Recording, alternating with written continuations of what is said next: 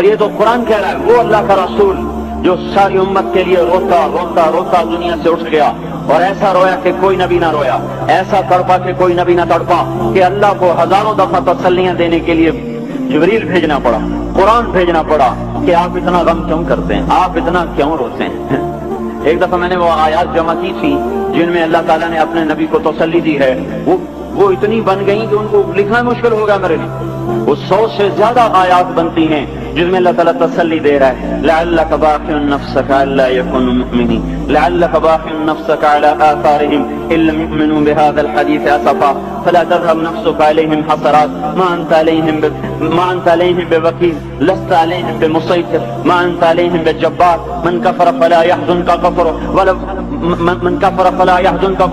ولقد نعلم انک یضیق صدرک بما یقولون۔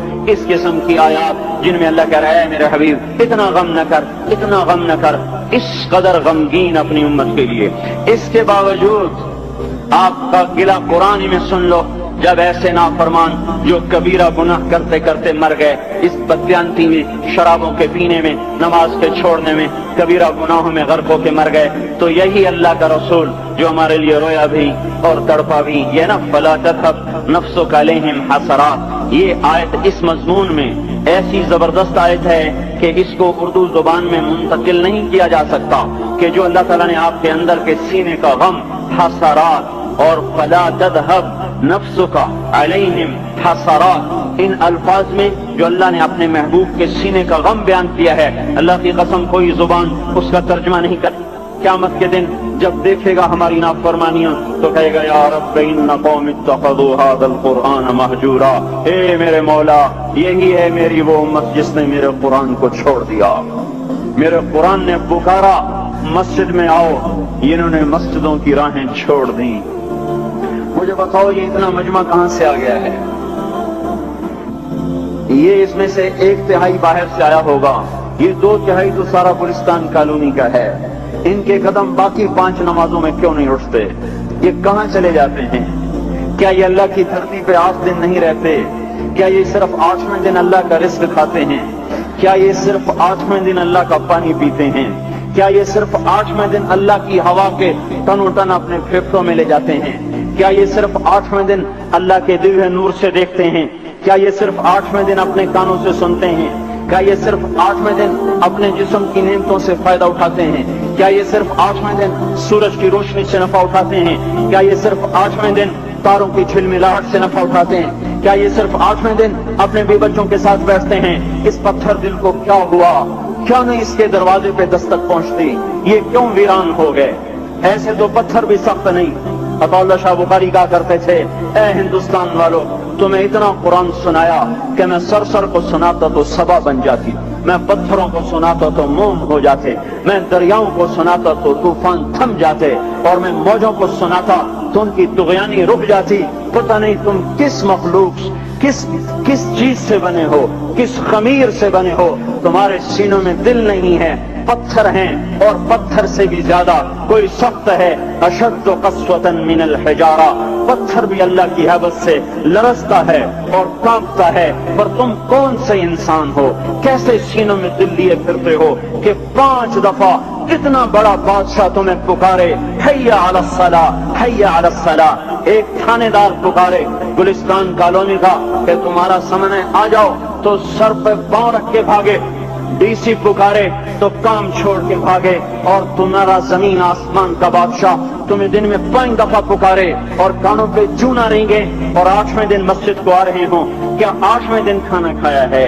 کیا آج ہی پانی پیا ہے؟ کیا آج ہی چائے پی ہے؟ یہ ایسی جفا اپنے آپ سے کرتے، شیطان سے کرتے، ملک و مال سے کرتے، اپنی دکانوں سے کرتے، یہ بے وفائی اللہ سے کیوں کی ہوئی ہے؟ جس زمین پہ سجدہ نہ ادا ہو، اس سے بڑا بھی کوئی جرم ہے؟ زنا کرنے کو گناہ سمجھتے ہیں، نماز کا چھوڑ دینا زنا سے بڑا جرم ہے۔ رشوت کھانے کو گناہ سمجھتے ہیں، نماز کا چھوڑ دینا رشوت کھانے سے بڑا جرم ہے۔ قتل کرنا بڑا گناہ سمجھتے ہیں، نماز کا چھوڑ دینا قتل سے بڑا جرم ہے۔ سجدے ہی کا تو انکار کیا تھا شیطان نے کوئی زنا کیا تھا، کوئی قتل کیا تھا، کوئی شراب پی تھی، کوئی جوا کھیلا تھا، کیا کیا تھا؟ کوئی شرک کیا تھا، شیطان سجدے کا انکاری ہوا، ایک سجدے کا انکار کر کے وہ ہمیشہ کے لیے مردود ہو گیا۔ اس مسلمان کو ہوش نہیں ہے جو روزانہ دن میں 5 دفعہ 20 سجدوں کا انکار کیے بیٹھا ہوا ہے، اور پھر آرام سے روٹی کھاتا ہے، آرام سے چائے پیتا ہے، اور آرام سے کہے لگاتا ہے، اور آرام سے اخبار پڑھتا ہے، آرام سے بیوی کے پہلو میں لیٹتا ہے۔ ایک سجدے کا انکار ہو کر شیطان ہمیشہ کے لیے مردود ہوا۔ جس نے فجر کا انکار کیا سجدوں کا، پھر ظہر کے سجدوں کا مذاق اڑایا، پھر عصر کا مذاق اڑایا، پھر مغرب اور عشاء کا مذاق اڑایا۔ گھر میں نماز پڑھنا بھی چلو نہ پڑھنے سے تو بہتر ہے، پر یہ بھی نماز کا مذاق ہی ہے۔ اور 8ویں دن سر پہ ٹوپی رکھ کے آیا۔ 8 دن جس نے اتنے سجدوں کا انکار کیا، وہ اس بات سے نہیں ڈرتا کہ کہیں اللہ اسے مردود نہ کر دے، تو کیا ہوگا اس دن جب جن بچوں کی خاطر یا جس نفس کی خاطر اللہ کے بغاوت کی کہ اٹھا نہیں جاتا، آیا نہیں جاتا، گرمی بڑی ہے، سردی بڑی ہے، اندھیرا بہت ہے، کیا قبر کے اندھیرے یاد نہیں ہیں؟ کیا قبر کی گرمی یاد نہیں ہے؟ کیا جہنم کی آگ بھول گئے؟ کیا جہنم کے عذاب بھول گئے؟ کیا جنت کی نعمتیں بھول گئے؟ وہ اللہ کا کلام بھول گئے، وہ اللہ کا دیدار بھول گئے، وہ اللہ سے ملاقات بھول گئے، وہ محبوب خدا کی محفل بھول گئے؟ یہ کیسا اسلام ہے؟ یہ کیسے پتھر دل ہیں جو کمانے میں تو ایسے مست ہوئے کہ ہوش نہیں، اور جب اللہ بلائے تو ایسے غافل ہو جائیں، نہ بوڑھے پر جوڑیں گے، نہ جوان کو ہوش آئے، نہ کسی عورت کو ہوش آئے، نہ کسی مرد کو ہوش آئے، نہ بازار بند ہوں۔ ارے میرے بھائیو، حکومت سے پیسہ بچانے کے لیے ہڑتالیں کی، 20 دن بازار نہ کھولے، نماز کے لیے اگر دکانیں بند کرتے تو آج اللہ تعالیٰ آپ کو ہر ظالم سے باہر نکال دیتا۔ کوئی ظالم نہ آپ کے مال پہ ہاتھ ڈالتا، نہ آپ کی عزت و آبرو پہ ہاتھ ڈالتا۔ دن دہاڑے ڈاکے پڑے، کیوں پڑے؟ کہ ہم باغی ہو گئے، ہم نے اللہ سے بغاوت کر دی۔ کیا جمعے کے دن صرف اللہ بلاتا ہے؟ یہ جمعے میں اتنے کیوں آتے ہیں اور باقی دنوں میں کیوں نہیں آتے؟ یہ کیسی وفا ہے؟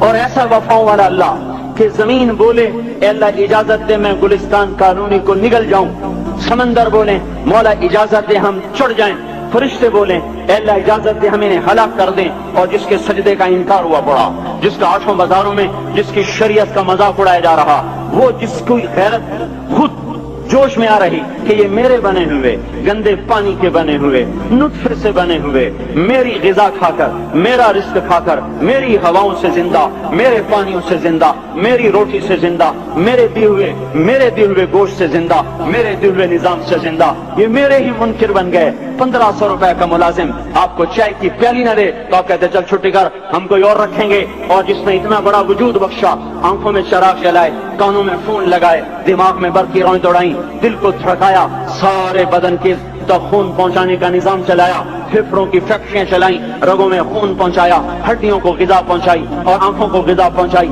بالوں کو غذا پہنچائی، زبان کو بولنے کی طاقت دی، دانتوں کو کاٹنے کی طاقت دی، دو وہاں نالیاں لگائیں، سانس کی الگ کر دی اور معدے کی الگ کر دی، اور وہاں پردہ لگایا، جو غذا منہ میں جائے تو معدہ کھل جائے اور پھیپھڑے کی طرف جانے والی نالی رک جائے۔ جو اللہ اتنی حفاظت کرے کہ آپ کا لقمہ آپ کے معدے میں جائے، وہ دو بھی تو یوں ساتھ ہیں بالکل یوں ایک ساتھ، اور وہ اللہ اتنی طاقت والا کہ سانس کی نالی بند کرے اور معدے کی نالی کا منہ کھولے اور غذا کو منہ میں سے گزار کر وہ معدے میں پہنچائے، پھر ایک زبردست طاقتور نظام چلائے، اس کو توڑ کے آنتوں میں پہنچائے، پھر کروڑوں قسم کی فیکٹریوں کو حرکت دے اور اس میں سے خون کو کھینچے، غذاؤں کو کھینچے، پھیپھڑے کو غذا، خون کو غذا، خون خود غذا لے کے چل رہا، آنتوں کو غذا، دماغ کو غذا، ہڈیوں کو غذا، ناخن کو غذا۔ ایک ناخن کھینچ لے تو ہم کیا کریں؟ کیا میرے مولا کا نظام ہے؟ یہ ہمارا قبرستان ہے، مردہ سیل باہر نکل رہے اور ناخن کی شکل میں باہر آ رہے، پھر آگے جا کے اور سخت ہو رہے، تھوڑا سا ناخن زیادہ کٹ گیا، سارا دن سی کرتا ہے، سارا دن ہائے کرتا ہے۔ یہی ناخن میرا رب کھینچ لے تو ہم تو ایک ناخن کا شکر ادا نہیں کر سکتے، یہ جوڑ بنا دیے سیدھا کر دے تو ہم اسی کا شکر ادا نہیں کر سکتے۔ میرے بھائیو، یہ سب کچھ کر کے پھر ہم اللہ کے باغی ہو جائیں، ہے کوئی عقل میں آنے والی بات؟ ہے کوئی سوچ بچار کی بات کہ 1500 صرف دیے اور اس نے چائے کی پیالی نہ دی تو نکال دیا؟ اس نے گاہک کو ڈیل نہیں کیا تو نکال دیا، اور یہ وجود کہاں سے خرید کے لائے؟ یہ زمین کس نے بچھا کے دی؟ والارض وضعها للانام، اے میرے بندو میں نے ہی تو تمہیں بنا کے دی۔ فاکہۃ، دیکھو میں نے تمہارے لیے پھل نکالا، والحب ذو العصف والریحان، میں نے ہی تمہارے لیے غلہ بھی بنایا اور بھوسا بھی بنایا۔ فبأي آلاء ربكما تكذبان، میری کیوں نعمتوں کو جھٹلاتے ہو؟ کیوں میرے باغی بنتے ہو؟ کس کس کا انکار کرتے ہو؟ دیکھتے نہیں ہو؟ رب المشرق والمغرب، رب المشرقین والمغربین، میں تمہارے مشرق کا بھی رب ہوں، مغرب کا بھی رب ہوں، شمال کا بھی رب ہوں، جنوب کا بھی رب ہوں۔ فبأي آلاء ربكما تكذبان، پھر بھی تم میرے باغی ہو گئے، پھر بھی مجھے میری نعمتوں کو جھٹلاتے ہو۔ خلق الانسان من صلصال کالفخار وخلق الجان من مارج من نار، تمہیں مٹی سے بنایا، جن کو آگ سے بنایا۔ میری فبأي آلاء ربكما تكذبان، کیوں مجھے جھٹلاتے ہو؟ کیوں میری نعمتوں کا تم انکار کرتے ہو؟ تمہیں پتہ نہیں ہے کہ میں نے دو پانی چلائے، ایک کڑوا ایک میٹھا، بینہما برزخ، ان میں پردہ لگایا، لا یبغیان، تاکہ کڑوا پانی میٹھے میں نہ چلا جائے۔ اگر میں پردہ ہٹا لوں تو کڑوا میٹھے میں چلا جائے تو پھر نہ کوئی تمہیں حکومت کا پانی میٹھا ملے، نہ زمین کا پانی میٹھا ملے۔ فبأي آلاء ربكما تكذبان، تم دیکھتے نہیں ہو تمہاری کشتیاں میرے اتنے بڑے سمندر میں آرام سے کراچی سے چل کر نیو یارک تک چلی جاتی ہیں، اور میں طوفانوں کو روکتا ہوں،